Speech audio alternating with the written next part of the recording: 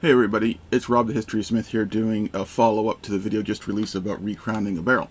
There seems to be some misunderstanding as to the purpose and the shape of a barrel and the tools to be used. So I want to go over and explain to some of the people out there exactly what a crown of a barrel is and what the different profiles do, and why I chose the profile I did for the M1 carbine in particular.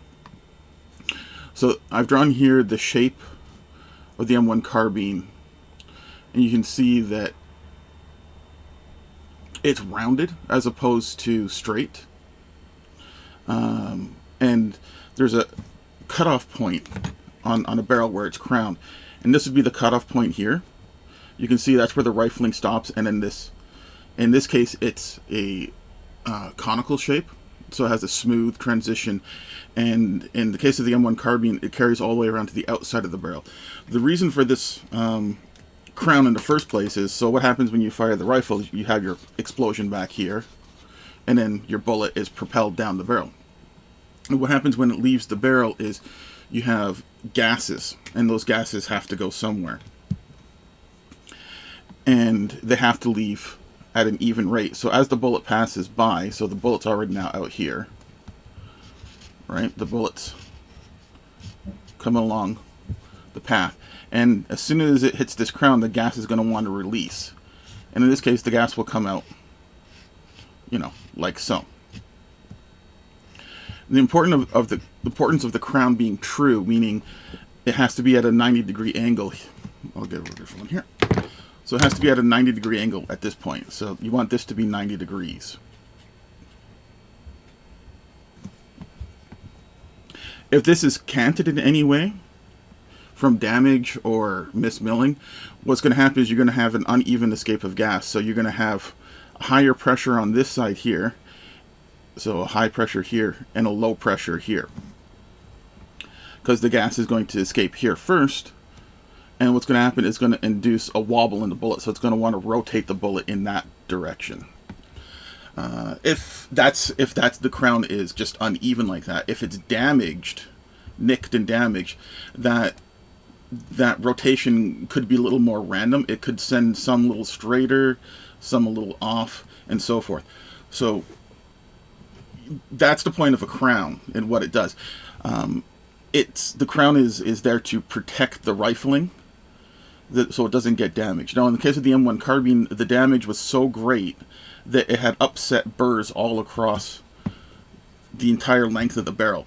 If you were to take a traditional recrowning tool, which basically looks like a T-handle, like so, and then it has a large cutting bit here, so it cuts right here, and then it has a smaller post that would fit the diameter of the barrel to help you keep everything true.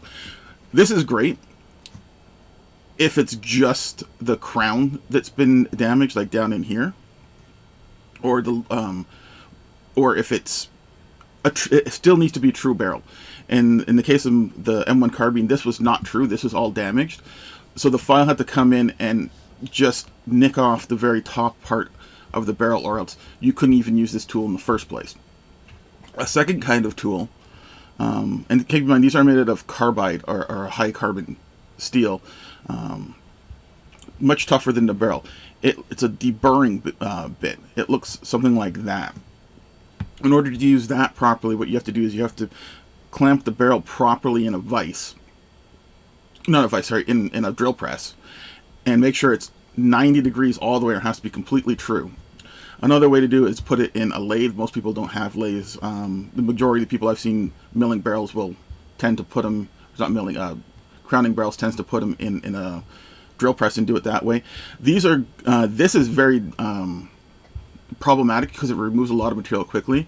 I chose to use the rounder, almost like grinding bits, because they're ablative. They'll remove material off the tool before they go too far on the barrel.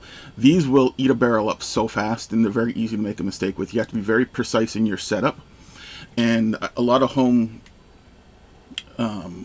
gunsmiths out there aren't going to have the ability or the time to do that, which is why I didn't demonstrate that. And personally, I'm not a big fan of this style. This is great, but like I said, you have to start with an already true barrel.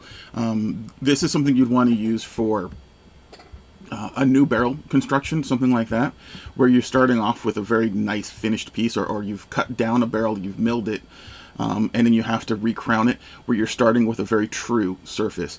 This will not work on a slanted barrel, and it will not work if there's burrs creating this uneven surface for the tool to run on top of. The other aspect of a crown, there's different shapes too. This rounded shape is fairly common, particularly on military stuff, because what it's doing, you're making a compromise between the way the gases leave the barrel as opposed to protecting the crown itself. So these nice round curves here, when you put in a cleaning jig or tool in there, which often are made out of steel themselves in military equipment, you can easily hit a sharp, if it were, let's say, the ideal crown, which would be you have your barrel walls here, like so. But what you want to do for your crown is you actually want to have it coming off at more of a 45-degree angle, like so. So that's, and then your rifling is down here. This 45, as the bullet passes, I'll use another color here. So once more, as the bullet passes,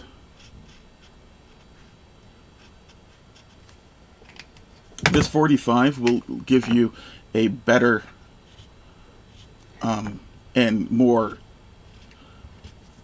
stable ejection of the gas, helping you stabilize the bullet better. The problem here, though, is you have a really sharp angle. I'll go back to the black one here. You have a really sharp angle right here. That's a sharp angle. And when you're cleaning or moving the rifle around, like in military, where it might get pushed up against something, very easy to damage this. And then once that's damaged, at any point along the barrel, you come back to having an improper crown. So it's good for target shooting. And the other thing too is a lot of barrels nowadays, they have muzzle devices on them, and those muzzle devices will protect your crown a lot more. So this isn't so bad on something more modern, but keep in mind it still will be an issue if you're using hard cleaning jigs and stuff like that. The crown I put on my rifle is kind of a compromise between the two. It has to do, the shape that I ended up with has a little bit more to do with the tool I was using. So instead of having a rounded curve, I actually have a slightly concave. Now this is very exaggerated. Keep that in mind. It's very exaggerated. So you end up with kind of a concave shape. And my rifling is in here. And then that's the imaginary cutoff point. So what ends up happening here is you have to make sure that this comes in clean as well, because I'll, again, once more draw the bullet. So there's our bullet leaving the chamber. So with all of them, this has to be 90 degrees. That has to be 90 degrees right here across the plane. And the rounding bits, they give you a little more leeway when you're working, and with the way they ablate, they do end up giving you some tougher ends, but ultimately you do end up with kind of a bowl shape. The good side about that, it protects your crown. It's almost recessed. The bad side is you do have a bit of a sharp angle here and here. So from a military point of view, this is not ideal for cleaning on a regular basis, because you can damage it if you're using the wrong tool.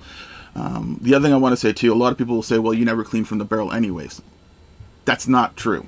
That's modern technique, and it's good advice, but the reality is you're in the military, you're taught to clean from the barrel, and nowadays you have bore snakes and stuff like that, so regressing a bit. So this is fine too, but if you do mess up when you're doing something with a hand tool, you're probably going to mess up back down here, and you could end up, you know, creating an uneven plate down there. But like I said, this will end up doing this a lot quicker, end up messing this up. This will give you a cleaner finish, but you still need to, in the case of, like I said, the M1 Carbine, you still need to flatten everything out. There is one final aspect, and this is something more you see on pistols. So you have your barrel. When I say pistols, I mean particularly modern revolvers. And then you have your crown similar to this on the inside, where you have your curve. But then you have another straight section, much wider and longer, like so. So once more you have your rifling, and that's your cutoff point. And then you have your crown here. And it's recessed very far in the barrel. It's a recessed crown. And the point of that is just makes it much harder to damage the crown of the pistol, especially pistols, because they're utilitarian. They're not always stored the right way. People put them in glove compartments, put them under their seats, holster and reholster. In this case, what's going to end up happening is you might end up dinging up this part here, but because it's considerably wider and further out than the actual barrel, you're less of a chance of messing up the crown. And the other thing too, handguns at close range, they're not precision. There are precision handguns, but majority of them are not intended for that. So I hope that clears things up and gives you a better understanding of the different profiles you can use. So I'll just draw them once more. You have the round profile like that, which is the safest for cleaning and maintenance, not necessarily the best for performance. And then you have almost a funnel shape. This one is the best for performance. Well, that would be flat there, but you guys get the point. This would be best for performance, but it's also the most fragile. And then there is the kind I did, which is kind of a dished out one as well. It's a compromise between all three of them, and like I said, admittedly it's not the best, but now that once you true up your barrel, you can always go back and grab a tool like this and then redo it. The point is, you don't want to take off too much material. These carbide tools, they will take off a lot of material very quick, and it's very easy to go too far. It's similar to something like chamber reamer, this one here, but admittedly won't kill you if you mess up your crown. It will just make the rifle inaccurate and have your bullets kind of flying all over the place. So I wanted to discuss that because there were some comments that showed a lack of understanding of barrel profile and tools to be used. And there's always a compromise when you're working on something, and you have to pick the solution that's best for you at the time it's available to you. Alright guys, thank you for watching. Please like and subscribe, and I'll post this video right away, so we'll have a little discussion if you guys like about this. But keep everything civil, no name calling, no insults. If you guys do that, it's kind of straightforward. You're gonna be your comments will be removed and you'll be blocked. Nobody needs trolls in their life, right guys? I don't do it, and hopefully you guys don't do it either, because it doesn't make you look smart, it just kind of makes you look petty. That's my PSA for today. Go out, have fun, and don't take anything too seriously, and keep it safe, guys.